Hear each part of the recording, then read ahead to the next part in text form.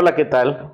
Con el gusto de saludarles a todos a todas y a todos en este nuevo año 2026, que debo decirles que es la primera sesión de podcast que vamos a lanzar.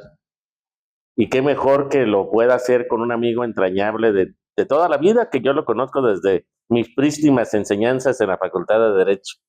Nos conocimos a los 18 años, conformamos un grupo que se llamó Sociedad de Estudiantes de Derecho, Sed Siempre Mejores, siempre lo recordaré. Y después creamos otro grupo que se llamó el Grupo Morelos, y cada quien después tomó sus propios derroteros sobre la vida. ¿De quién estoy hablando? Estoy hablando del doctor Marco Antonio Tinoco Álvarez, que está aquí a mi siniestra, al cual le agradezco mucho su atención de aceptar la invitación a esta su casa de laborismo por la mejora del ámbito del trabajo, con la finalidad de que pues, nos platique algunos tópicos. Él busqué que él puede platicarnos de muchas cosas, pero creo que el día de hoy escogió el del TECMEC, que ya nos dirá qué es eso exactamente, porque como que todos pudiéramos escuchar pero poco sabemos exactamente qué es. Pero antes de que nos metemos al tema, quisiera que nos dijeras, licenciado Marco, ¿quién es Marco Antonio Tinoco Álvarez? Gracias, Arturo. Efectivamente nos conocimos hace ya un buen tiempo, por no decir la cantidad de años. Sí. Bienvenidas todas y todos quienes nos siguen a través de las redes sociales a Laborismo, y gracias por la invitación. Yo soy oriundo de La Piedad, Michoacán. Uh-huh. De La Piedad de Cavadas. Recordarás que fuimos vecinos en las preparatorias, yo en la 1. Uh-huh. Sí, es correcto. Entonces, yo en la 5. en el Primitivo y Nacional Colegio de San Nicolás de Hidalgo. Y yo en la prepa Melchor Ocampo. Así es. Y a partir de ahí pues nos conocimos y tuvimos un tránsito muy agradable por la Facultad de Derecho, en la construcción de grupos sociales, políticos, pero sobre todo de academia, ¿no? Porque siempre nos preocupó cómo dotar de herramientas a las y los compañeros y les compañeros estudiantes, y para que se incluyeran en el ámbito laboral. Yo creo que esto es un gran reto que hoy tenemos. En los 70s y 80s, el periodo de adaptación laboral de un egresado estaba en 2 meses. Hoy traemos casi 5 años. Uh-huh. Cada 10 años perdemos el 20% de los saberes y conoceres. Entonces, quien fue un 80 en 1990, en el 2000 será un 100. Eso yo creo que son cosas que nos deben ocupar, sobre todo, no solo en la educación básica o media, sino también en la educación superior. Yo creo que uno de los grandes debates, y ese sería otro programa a lo mejor, que se ha rehuido no solo en México, en América Latina y prácticamente en el mundo, es cuál es el papel de las instituciones de educación superior, públicas y privadas en el mundo. Es decir, hoy, por ejemplo, que estamos en recomposición social, política, obviamente económica, el gran excluido son las instituciones de educación superior. No las escuchamos, pero tampoco vemos liderazgos donde sepamos hacia dónde deben dirigirse, dirías tú, los derroteros, ¿no? Es decir, ¿qué debe estar haciendo una institución de educación superior para cortar esa brecha de adaptación laboral? ¿Y qué persona egresada tiene que formarse, no solo en las aulas, en sus talleres, y también con una alta pertinencia social, ¿verdad? Porque hoy, por ejemplo, el espíritu crítico humanista no lo estamos viendo en algunas instituciones tecnológicas. Sí, es correcto. Entonces, yo creo que ese sería un tema aparte, que también es un tema de derechos humanos muy importante. ¿Quién es Marco Antonio Tinoco? Bueno, vine de allá, estudié acá, la mayor parte de mi vida. Licenciatura en Derecho. Licenciatura en Derecho, más en Ciencias con especialidad en Administración Pública en el Politécnico, un par de doctorados, pero más allá de los grados académicos, ¿qué es lo que la vida me ha llevado a hacer? A la protección de la defensa constitucional y de los derechos humanos. Yo creo que a eso me he dedicado los últimos 30 años de mi vida.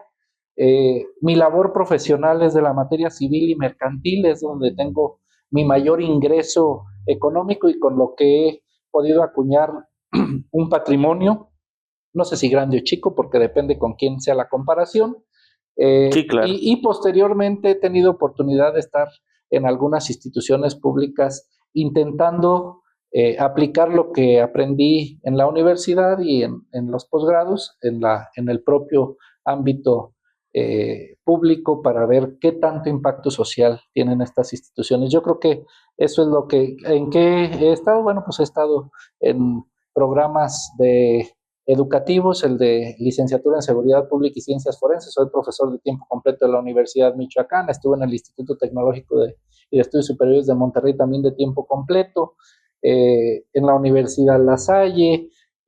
También, bueno, pues fui consejero de la Comisión Estatal de Derechos Humanos honorífico 2 periodos. Estuve en la comisión de selección donde fui secretario, aparte del Sistema Estatal Anticorrupción, también un cargo honorífico, y posteriormente presidente de la Comisión Estatal de Derechos Humanos. Ombudsperson le llaman ahora, ¿verdad? Sí, yo creo que el término correcto es persona defensora de derechos humanos. Okay. Pública, porque también las hay privadas sí, de ONGs, ¿no? O de las ONGs. Yo creo que por ahí va la cosa, porque el ombudsperson, más allá de las recomendaciones, pues tiene una labor de visibilización y de defensa de los derechos humanos, incluso ante los tribunales. No, ¿Qué es la evolución de los ombudsperson? ¿no? Exactamente, que no estén en una oficina, sino que estén en todas y cada una de las instituciones públicas, sí, con un ojo visor, tendría que ser un ombudsperson todoterreno y todo territorio. Sí, andar en la calle más que en el claustro, más que en la oficina. Fíjate que ahorita que comentaste sobre las instituciones académicas, se me vino a la mente un tema que yo creo que en su momento debemos de abordar hasta en algún panel de discusión, de qué tiene que tener un egresado de una universidad pública o privada, de cualquier profesión, para poder él incrustarse adecuadamente en la sociedad, en el rol que estudió, y que no tenga que andar desempeñándose en otra función, por muy halagueña. Desde la selección de la carrera, ¿no? Sí, por muy halagueña que pudiera ser. O sea, qué méritos, qué capacidades, qué conocimientos, qué herramientas, técnicas, teóricas y personales. Y personales como vocaciones. Porque, por ejemplo, yo me acordé ahorita que dijiste, ¿te acuerdas que incluso presentábamos galas de ópera en la facultad? Así es. Incluso apoyamos a uno de nuestros compañeros que hizo una ópera, sí, Juan Manuel Cuevas. Juan Manuel Cuevas. Sí, y la presentamos, fue una presentación, como dicen, internacional, como dicen, una presentación internacional, algo así, tiene un término bien especial, los músicos tienen un términos específicos sobre esos temas, como una revelación mundial, una inauguración mundial, una cosa así. Y ahora, como que se ha perdido el estudiante nada más meterse en lo académico de lo que está estudiando y no mira para ningún otro lado. Es que los aspectos sociales son muy importantes, el bien común.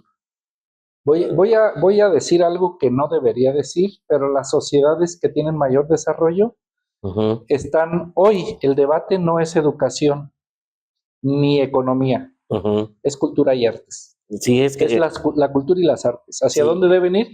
Y si todas las personas debemos, porque una persona que sabe de cultura y artes tiene mayor tolerancia a la frustración y por lo tanto es una persona más feliz. O sea, que sepan para qué es la música, qué es el arte pictórico.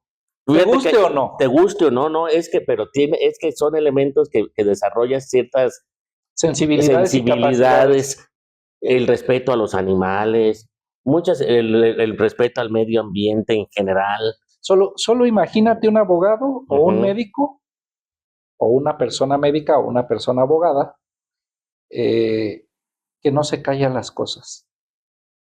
¿Dónde queda el secreto profesional? Ajá. Y que todo le sorprende. Para eso se requiere una gran capacidad de reserva, pero también de tolerancia, ¿no? Sí, una señora de la tercera edad, ya hasta se falleció, no voy a decir su nombre, que fue con un ginecólogo, y un día le dijo al ginecólogo, también viejo igual que ella, porque ya murió, le dijo, pero ya de grande, dijo, usted no se ande hurgando ahí, nada más le voy a decir eso, dice nomás, los términos. No, y de eso pudiéramos decir muchas cosas. ¿Cómo se le ocurre al médico decir una cosa de esa naturaleza? Sí, que tiene que ver con la prudencia y la pertinencia, que son valores que se tienen que fomentar desde el aula. Exactamente. Entonces, yo creo que esa es una temática aparte, ¿verdad? Y que merece ser abordada con toda profundidad con personas especialistas. Yo solo estoy hablando del aspecto de los derechos humanos, sí, claro. de dónde debería estar. ¿Por qué? Porque hay toda una teoría de desarrollo sostenible, de desarrollo económico sostenible, que se basa en este modelo de triple hélice, ¿no? Sociedad, gobierno e instituciones de educación superior. Si alguno falla, no hay desarrollo. Y que incluso ahorita estamos viéndolo también en la impartición de justicia. Como que no se tiene la sensibilidad suficiente por parte de las autoridades que imparten justicia, sino que se ha abierto puertas nada más muy técnicas y no de justicia. Es que eso lo puede hacer quien sea, inclusive hasta la inteligencia artificial, sí. Pero cuando se juzga, cuando se resuelve, por así decirlo, porque también los ombudsperson resuelven, de alguna manera resuelven, sí. También destrozas vidas, Claro. También desbarata las vidas, no juzgas solo el papel, estás juzgando personas, la historia de una persona. Exactamente. Esa es una realidad. Son historias personales. Y que ese es lo grave. Y alguien puede ser muy mala esposa o muy mal esposo, pero un excelente padre. Es correcto. Entonces, ese tipo de cosas, estos análisis de los contextos que tenemos tan perdidos en los derechos humanos, tan cuadrados a veces, que no están presentes, todavía vemos en algunos casos, y los conocemos porque los ha resuelto la Corte Interamericana y los ha resuelto la Corte Nacional, en donde llegan las personas a denunciar la desaparición de una hija y le dicen, ¿de dónde venía de la secundaria? Ah, pues venía de minifalda, pues por eso se fue, hombre, al rato vuelve, debe estar en algún hotel. O sea, ese tipo de respuestas tan lascivas, tan sexistas, tan de roles y de tan estereotipos, tiene a más de 60,000 mujeres en el olvido y en el anonimato porque ni siquiera han recuperado la posibilidad de los restos de sus cuerpos. Entonces, yo creo que, y esta es una respuesta institucional, la que estoy diciendo, que es más grave todavía porque se trata de un fallo estructural o sistémico. No es el que anda ahí barriendo el que dio la opinión. Y en algunos casos ni siquiera son varones los que hacen eso, son las propias mujeres que son ministerios públicos las que hacen esos comentarios. O sea, esto es muy grave.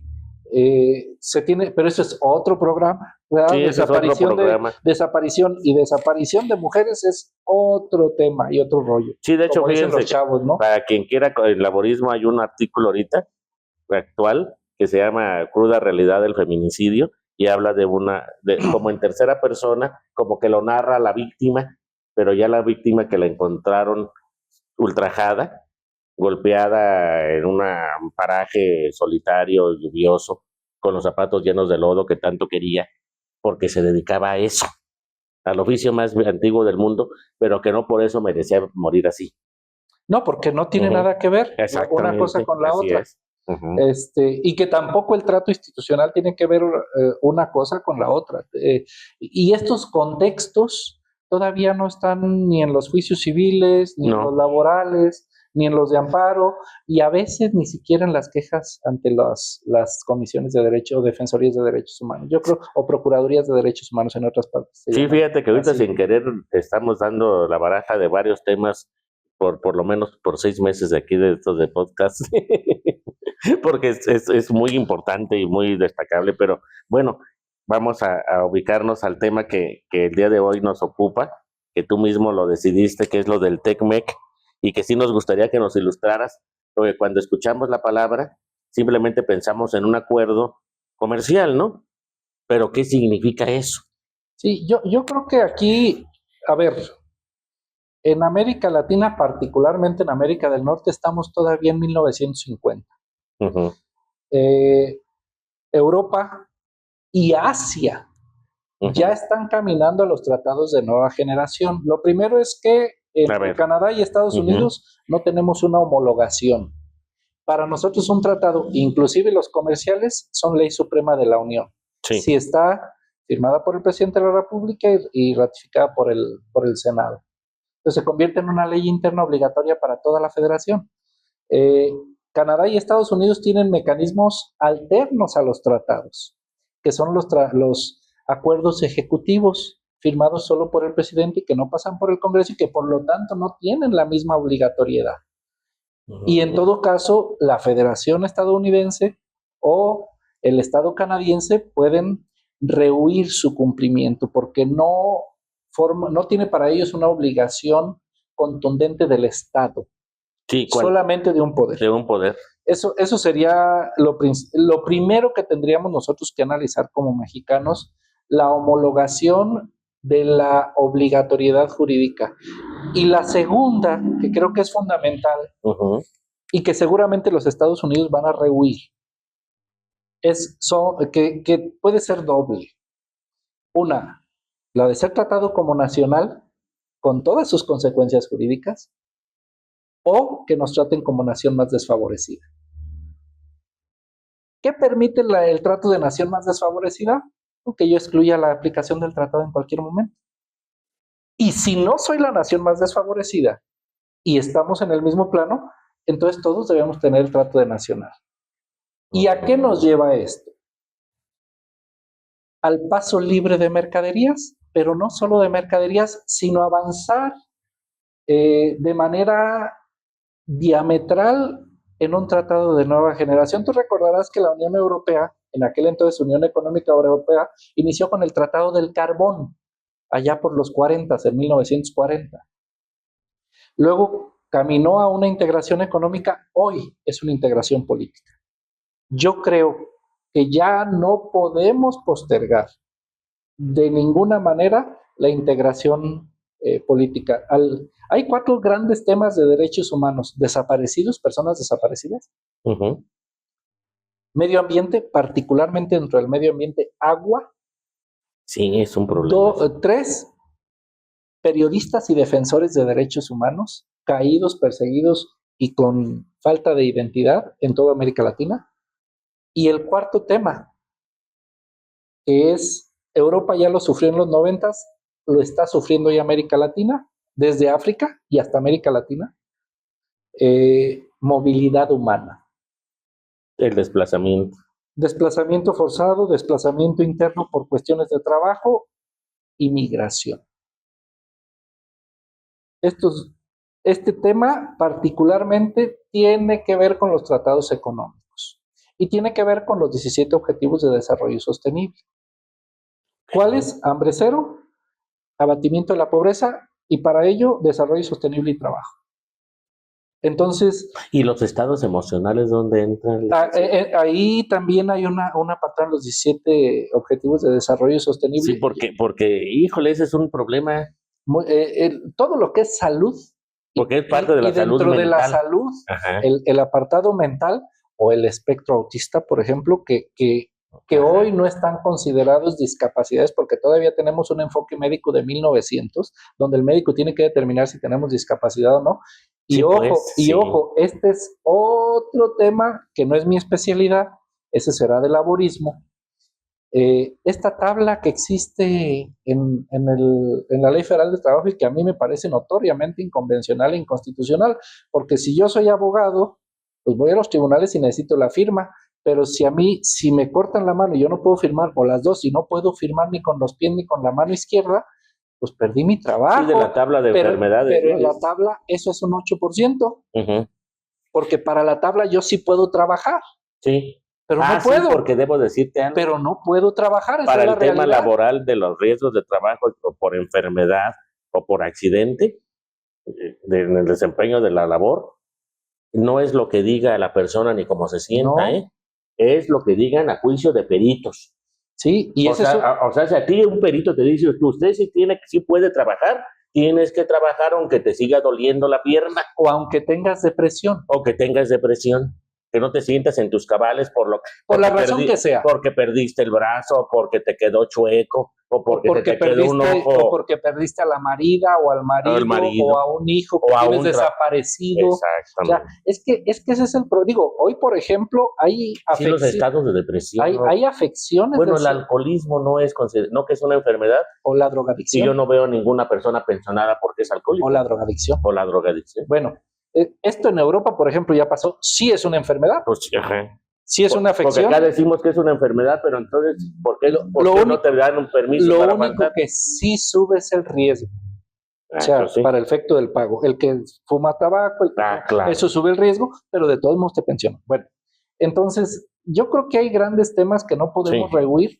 Uno de estos temas es que el TIMEC, antes Telecan, ahora evolución del TIMEC, debe evolucionar a un tratado que en su primera parte, antes de ser comercial, tenga que proteger determinados derechos humanos.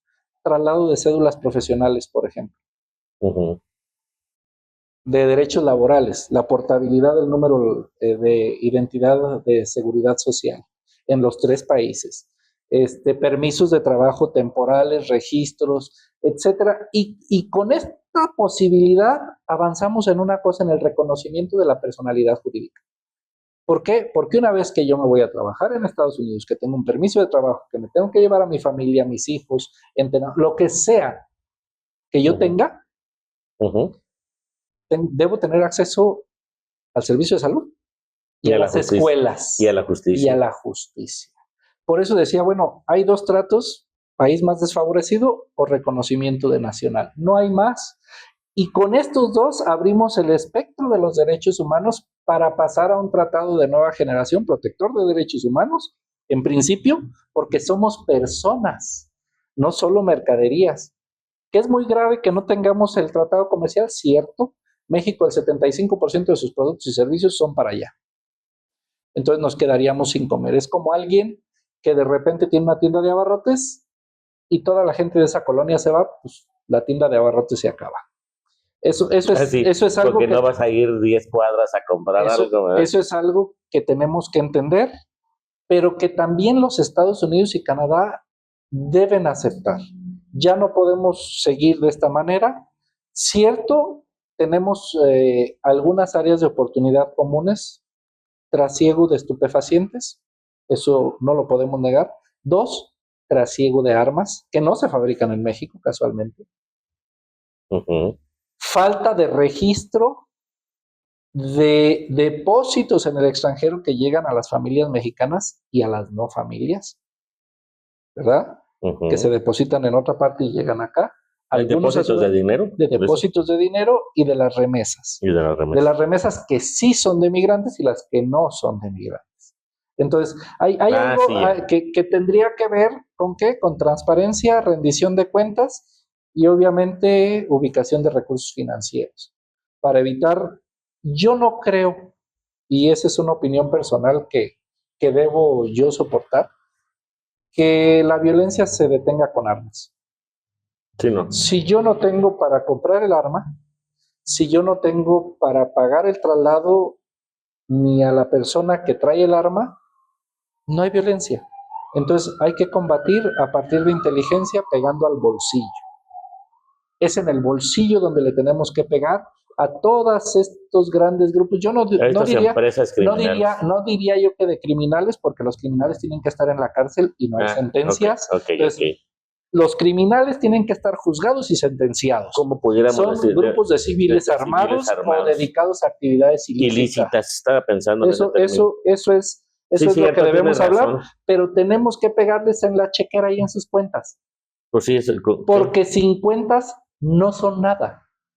Entonces, eso es algo muy importante. Pues, para poder tú moverte tienes que tener gasolina. También debe tener el tratado seguridad, pero no solo seguridad pública, sino también seguridad social y trabajo. Esto es algo y reconocimiento de la personalidad jurídica con todas sus libertades. Bueno, y que la previsión social se entienda bien. Sí, que no solo sea salud. No, porque que sea esparcimiento, y que no sea nada más de trabajo. No tiene que estar porque con todo. O sea, la previsión social tiene que ser una amplia gama. Que ese es un problema. Nosotros sí lo tenemos así. Los Estados Unidos y Canadá no lo tienen así constitucionalmente. O sea, las enmiendas que tiene Estados Unidos, por ejemplo, no tienen las becas universales, que no deberían llamarse becas, sino renta universal. Sí, porque beca es otro Porque tema. beca es yo te lo doy y aquí el Estado no lo da, no, lo produce el ciudadano y el Estado lo potencia. Pero cuando lo trabajas. Aunque no lo trabajes. Bueno. Aunque no lo trabajes, veamos países eso, como Finlandia o Dinamarca, sí, que con el simple hecho de nacer, tú tienes una renta universal. No, pero me refiero que aquí en México solamente que lo trabajes. Ese es uno de los enfoques equivocados. Entonces yo creo que es importante. ¿Qué debemos perfeccionar? El TIMEC ya lo perfeccionó. Sí. Nosotros teníamos paneles de solución de controversias muy endebles en el TLCAN. En el TIMEC se han perfeccionado y los paneles han funcionado más o menos bien, desde las consultas para conciliación y amigable composición entre estados, pero falta potenciar, aunque ya hay paneles básicamente de árbitros, les llaman panelistas especialistas, que resuelven disputas entre empresas y entre personas privadas que comercian, pero quedan excluidas las justicias nacionales, ojo, quedan excluidas las justicias nacionales.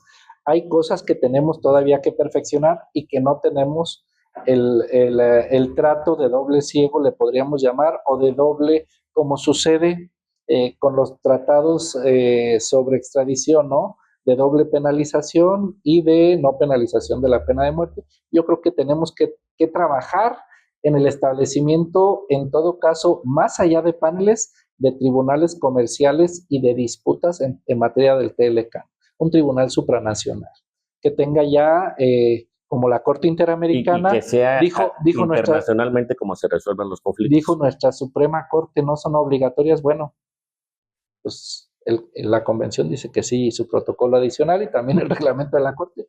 Nuestra Corte dice que no. O sea, ¿tú estás de acuerdo de que a nivel de justicia local se aplique mejor la norma internacional? A ver, yo ¿qué creo que está pasando? Que hoy todo, esta efervescencia del derecho convencional y constitucional lo quiere aplicar quien sea. A ver, la norma convencional y la norma constitucional tienen parámetros diferentes. A veces juegan juntas, a veces no. Pero hay ocasiones que un reglamento tiene más garantías que las normas internacionales. Entonces, porque son casos específicos. Quien lo aplica tiene que ser muy escrupuloso en el estudio y decir por qué la norma convencional otorga mayores beneficios que una ley local o que un reglamento o incluso que una circular. De acuerdo. O sea, no es nada más porque se me venga a la mente y yo me quiera lucir, no es un acto, es como en las charreadas. Dicen, bueno, ¿y para qué sirven las manganas? No sirven para nada. Florear la reata, ¿no? Pues pero se ve bonito. Pero se ve muy bonito. Luce, pero no sirve para nada. Entonces, igual sucede de repente con nosotros como operadores jurídicos. El hábito no hace al monje, pero bien que lo distingue. Aunque no seas monje. Entonces, yo creo que las autoridades tienen que ser muy escrupulosas y algo muy importante de las resoluciones es la motivación o la justificación de la decisión. Porque la justificación tiene que ser tan buena que debe convencer. Es decir, estoy de acuerdo en que se aplique, sí, cuando sea más favorable. Pero no siempre es más favorable. Sí, entonces debe hay que ver cuándo es más favorable y tiene que justificarse porque es más favorable. No citarla nada más por citarla. Sí, ya. Entonces, yo creo que hacia allá deberíamos caminar en el nuevo, no sé cómo le vayan a llamar, TLCAN, TIMEC, no sé cómo le vayan a llamar, pero ya deberíamos estar pensando en un tratado de nueva generación que abarque no solo a las mercaderías, sino también a las personas. A las personas. Principalmente a las personas, incluidas las empresas transnacionales, que algunas de ellas son las que más contaminan y no las podemos sancionar. Entonces también tenemos que caminar al cumplimiento de los 17 Objetivos de Desarrollo Sostenible. Vamos atrasados en México. ¿Y el respeto a los animales? Porque es de la Agenda 2030, así es, de todo el entorno, de todos los ecosistemas o hábitats. Vamos atrasados, estamos en 2026 y la agenda es 2030. Entonces tenemos 4 años para que esos 17 Objetivos de Desarrollo Sostenible que empiezan con fin de la pobreza y hambre cero, se abatan. Ojo, se abatan o se erradiquen. Entonces, es algo muy, muy profundo porque es un cambio de paradigma. Son derechos humanos a ras de piso, no desde el Estado, sino a ras social. Y ahí es donde temas de día a día. yo creo que no hemos sabido comunicar, quienes hemos estado en las instituciones, que los derechos humanos son un estilo de vida desde lo cotidiano y no solo de respeto para el Estado. Sí, el Estado es el principal que debe respetar y supervisar, pero esto ocurre desde las familias, cualquier tipo de familia, o desde las microsociedades. Sí, sí, sí, es muy importante. Y que empieza por el respeto de las demás personas, ¿verdad? Porque todos, es que yo tengo derechos, sí, ¿y cuáles obligaciones? ¿Dónde están tus respetos? Sí, no, Y así sí, empieza así la Convención Universal por los Derechos Humanos, ¿eh? Así empieza. Si tú te fijas en el preámbulo, sí, es un empieza preámbulo respetando. Es correcto. O sea, y ya después viene la gama de derechos, ese preámbulo es hermosísimo. El preámbulo nos dice Sí. que nosotros, así como exigimos, debemos respetar. Que eso es algo que debemos tener en cuenta. Fíjate que yo leí una frase que no sé de quién sea. Dice la frase que el respeto entra donde debería de existir el amor. Así es. Eso es una realidad. Y yo creo que esto es muy importante. Fíjate que aquí sí quiero yo hacer un paréntesis. La forma de conducirse de las clases políticas, no hablo de una clase, de las clases políticas, la agresión desde la tribuna, la violencia desde la actividad, generan violencias estructurales. Hay que ser muy prudentes cuando se esté en un ambiente público, inclusive de la forma en que dice uno las palabras. A mí me parece que... Y se ha perdido respeto, ¿verdad? De eso. En el caso de Donald Trump y en el caso de algunos líderes, debería mediar la prudencia. Y mucho el lenguaje, no solo corporal, sino también verbal, no violento. Yo creo que en eso abona un sistema de cosas y un Estado, una estructura estatal que encarna en una persona. Los líderes, las lideresas, las personas líderes deben ser muy consecuentes, muy pertinentes y demasiado prudentes, porque las violencias empiezan con lo que ellas o ellos dicen.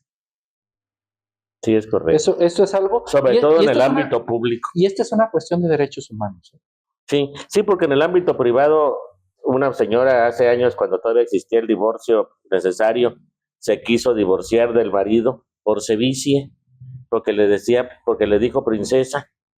Y dice, bueno, pues señora, pero si la palabra princesa no es mala. Es como me lo dice y el contexto en el que me lo dice. Dice, es que me dice para agredirme. Me lo recalca, claro, eso es violencia vicaria. Es violencia vicaria. Es una violencia vicaria. Princesa le decía, a ver, princesa. Princesita, ¿verdad? Porque no se levantaba a darle de comer, ¿no? Ajá. A ver, princesita. Ella veía que le tiraba el chocomil y le manchaba los manteles. No lo limpies, princesa, yo lo hago. Ay, perdóname, princesa, pero lo había hecho adrede. Sí, entonces son cosas que tenemos nosotros que modular. Yo creo que la violencia desde la tribuna, desde el Estado, son cosas que tenemos que moderar mucho y no podemos seguirnos permitiendo eso, ni en México, ni en América Latina, ni en Norteamérica, ni en el mundo. Ya no podemos continuar con ese discurso. Estoy de acuerdo completamente. Con ese discurso público y luego pedirle a las y los ciudadanos que se comporten asequible a su condición. Pues si yo estoy generando las violencias, ¿cómo les voy a pedir que no se pasen un alto, que no le jalen una oreja a un hijo, a un sobrino o a alguien? O que no pateen al perro. ¿Cómo les voy a pedir si yo desde mi actividad todo el tiempo estoy agrediendo? Sí, es correcto, fíjate que es una... Y tenemos muchos ejemplos que yo preferiría callar. Muchísimo. ¿Verdad? Ha habido legisladores que se están desnudados en la tribuna. Para acabar pronto. Y que lo pueden hacer en lo privado y lo pueden hacer como acto de protesta, quizás, pero no en ejercicio de su función. Pero en otro contexto. Así es. En otro contexto. Así es. Entonces, yo creo que son cosas que tenemos que ver, son cosas que se tienen que platicar y que yo pienso que los equipos, México siempre ha tenido equipos de negociadores muy interesantes, muy preparados. Yo creo que una de las mayores fortalezas del Estado mexicano ha sido su cuerpo de relaciones exteriores por años, desde el instituto, desde la creación del Instituto Matías Romero y desde antes, ha tenido muchos mexicanos egregios, ¿no? La doctrina Estrada, el juez penal internacional, ahora una jueza, etcétera. Entonces, tenemos a don Sergio García Ramírez en la Corte Interamericana, cuando inició la Corte con aquella actividad tan fecunda que hoy volvió. El año pasado tuvimos 2 o 3 recomendaciones, opiniones consultivas, con aquella actividad tan fecunda cuando no había juicios o casos contenciosos ante la Corte, a través de todas sus opiniones consultivas que sentaron las bases de las baterías de derechos para luego las sentencias que vinieron, en el caso de Olmedo Bustos, La Última Tentación de Cristo, Atala Rifo, Rosendo Radilla Pacheco, en realidad tienen sus orígenes allá en aquellas opiniones consultivas cuando don Sergio García Ramírez estuvo en la Corte Interamericana, y que a él le debemos este vocablo de control de convencionalidad, que se lo llevó de aquí de México como control de la constitucionalidad. Hoy recordamos poco, pero México ha tenido muchos mexicanos muy importantes a nivel internacional que han sido la voz de organismos internacionales y que han tenido repercusiones importantes en la diplomacia, ¿no? No solo Henry Kissinger, también hemos tenido mexicanos. Sí, es correcto. Pues mira qué interesante panorama nos has abierto, licenciado. Muchas gracias por esta plática tan interesante, y que sea la primera, pero no la última vez que vengas aquí a estos espacios de laborismo, que buscamos pues la mejora del ámbito del trabajo, porque nosotros consideramos que el trabajo entra en todo. El trabajo es parte fundamental del TIMEC. Exactamente. Y de su renegociación. ¿Y tú crees que estas reformas han servido para bien, para apoyar, o van en detrimento? ¿Cuáles? ¿Las de México? Las de México. Por ejemplo, las reformas constitucionales de cómo se eligen los jueces, y las reformas laborales. Yo creo, a ver, voy a decir algo bien grave, que no debería decir. La verdad es que la forma de designación de los jueces es lo de menos cuando de las universidades se egresan profesionistas capaces. Bueno, estoy de acuerdo. No, estoy de acuerdo. Pueden ser por elección o por designación del Senado, pues sí, o el modelo o método que cada quien adopte. Cualquier egresado debería de tener todo un las mismas herramientas y las mismas capacidades. Al principio, porque ya está calificado. Entonces no sacaste a los de la derecha o a los de la izquierda, ¿verdad? Ni a los del centro, ni a los que no están en ninguna parte. Exactamente. Ni arriba, ni abajo, ni en ninguna parte.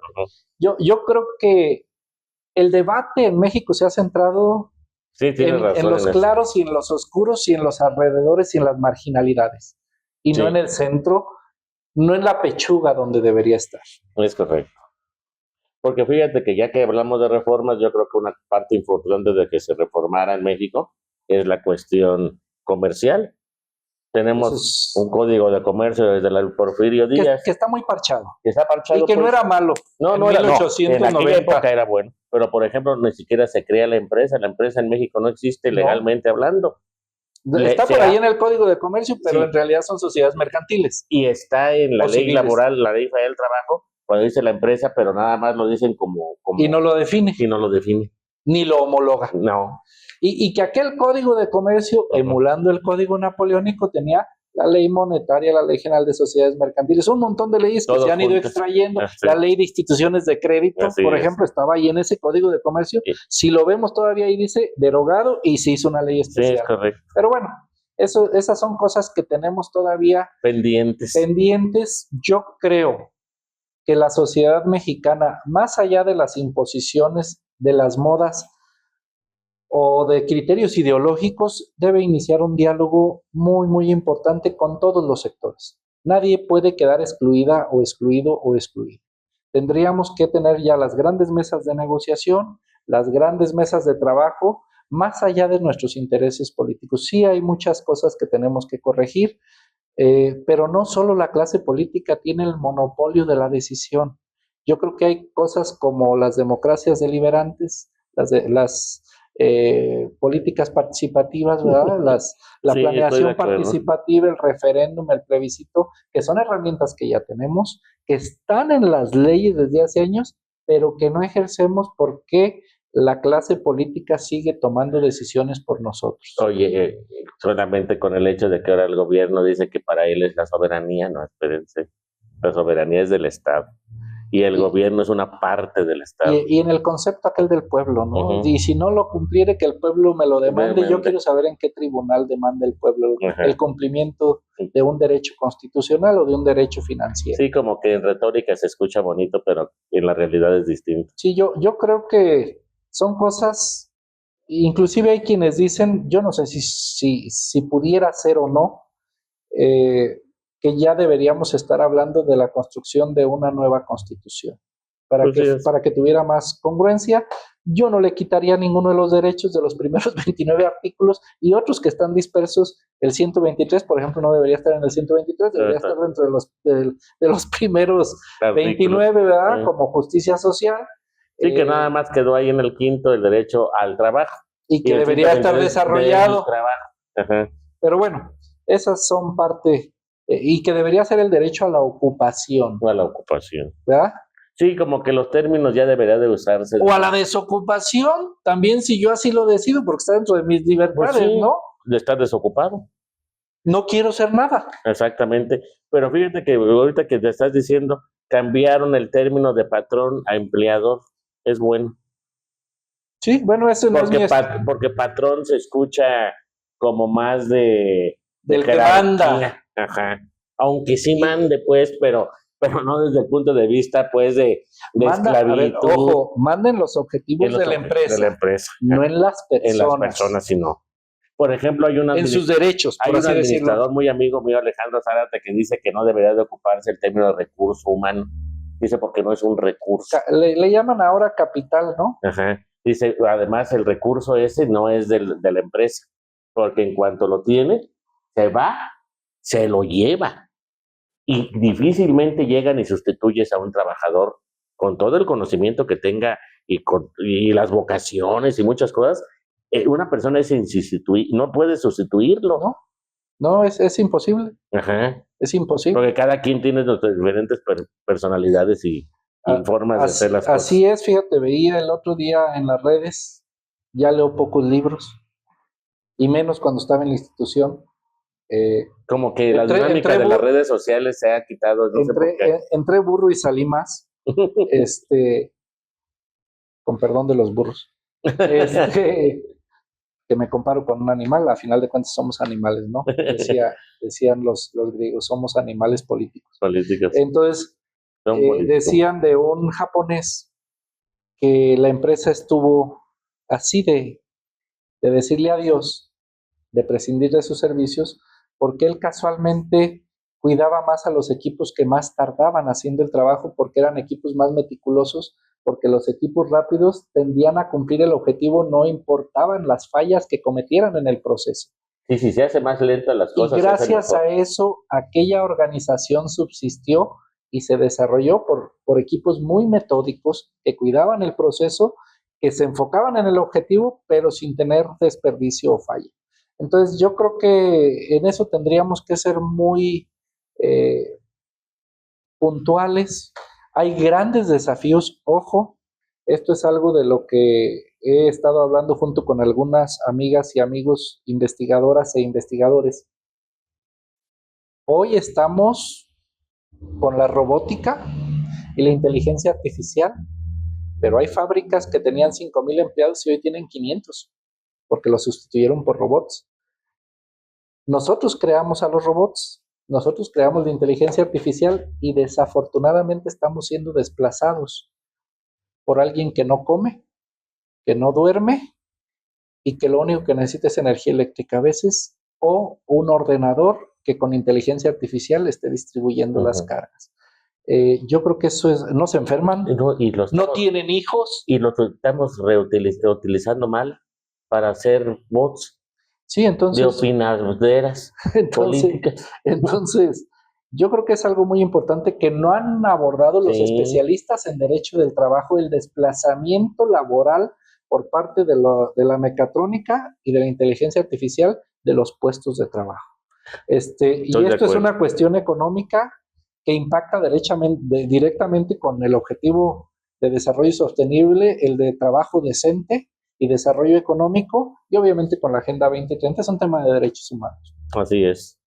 Por último, licenciado, fíjate que quisiera preguntarte a ti, es Y que fuera, impacta en el Tratado de en Libre el Tratado de Comercio. Libre Comercio, te quisiera preguntar, ¿qué hacer para que esos órganos que, por ejemplo, las juntas de conciliación y arbitraje que ya murieron teóricamente porque ya la ley la sustituyó por los juzgados laborales, pero que desgraciadamente todavía existen Sí, porque están, igual que los juzgados de justicia tradicional en los casos de secuestro y de ajá, delitos que no prescriben, van a seguir habiendo por lo menos uno de manera permanente en cada estado o en la federación, o como los juzgados de justicia para adolescentes que no existen en que no materia existen en federal, por materia ejemplo, y estamos hablando de los años 2000, desde hace 25 años el Poder Judicial Federal no tiene ni un juzgado de justicia penal para sí, adolescentes. o incluso los tribunales burocráticos. También, ¿Cómo hacerle para que sí impartan justicia y no tener que andar presentando amparos y ampliando más? Porque pues el Poder Judicial debe de dedicarse a cosas pues más importantes, eso como el que estaba allí en el Muro de las Lamentaciones pidiendo que las empresas le fueran muy bien y llega un fulano diciendo que necesitaba $20 para comer y que voltea y le interrumpía su oración y que saca el billete y que se lo avienta, diciéndome deja que aquí Jehová. se preocupe por los asuntos más importantes.